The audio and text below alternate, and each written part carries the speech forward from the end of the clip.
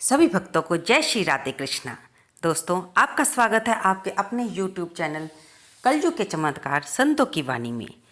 कल सोमवार 1 अप्रैल शीतला सप्तमी है।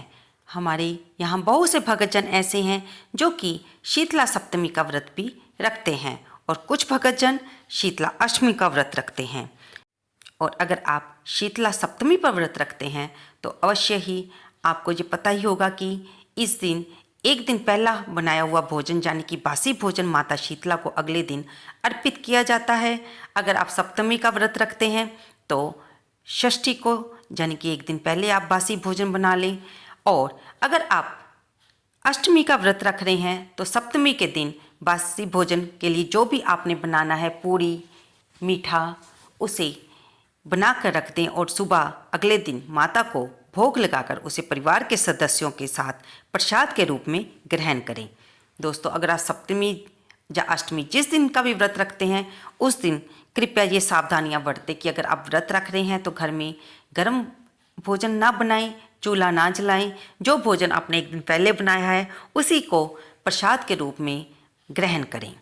और शीतला सप्तमी के महत्व के बारे में जानने के लिए आज हम आपके लिए सामने एक कथा लाए हैं आपको सुनाने के लिए, ताकि आप भी इसके महत्व को बारे में जानें कि शीतला माता का व्रत रखने का महत्व क्या है, इसकी क्या कृपा होती है।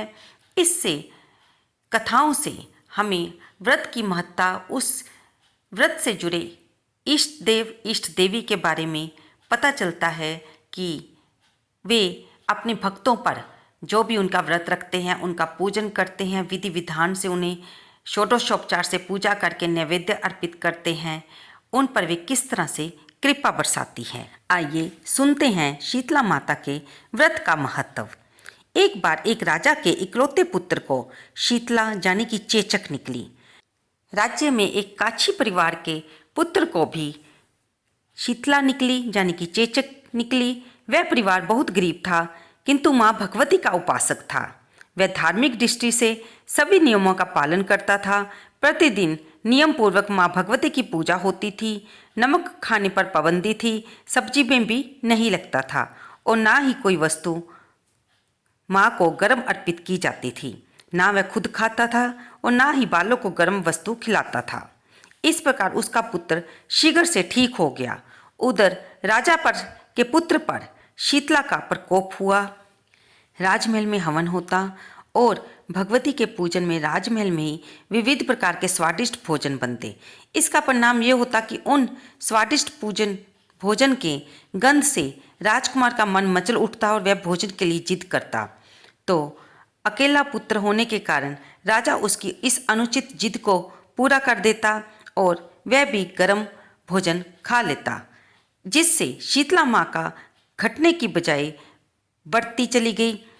उसके शरीर पर चेचक बढ़ने लगी और शरीर पर बड़े बड़ी फुंसियाँ निकलने लगी, जिनसे उसे खुजली व जलन अधिक होती थी।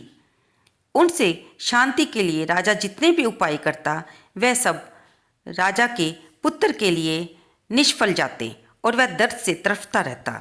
एक दिन राजा के गुप्तचरों ने बताया कि काछी के पुत्र को भी एक बार शीतला निकली थी, लेकिन वह बहुत जल्दी ठीक हो गया।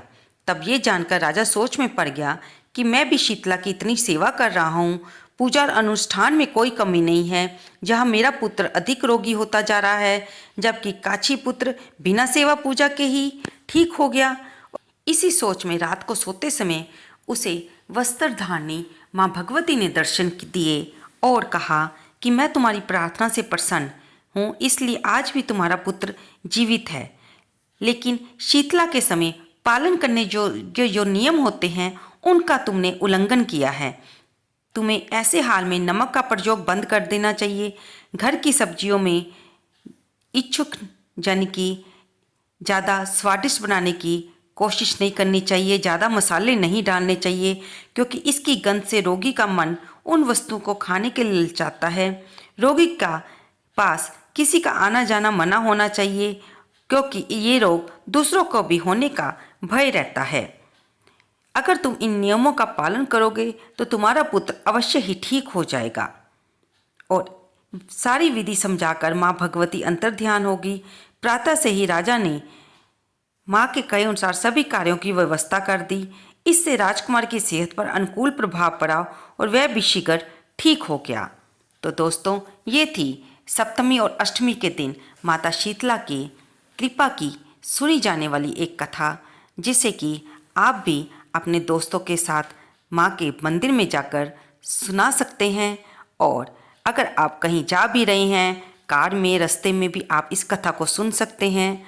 और इस कथा को सुनने के बाद हमारी वीडियो को लाइक और शेयर करते हुए कमेंट बॉक्स में जय शीतला माता लिखना बिल्कुल ना भूलें। धन्यवाद दोस्तों।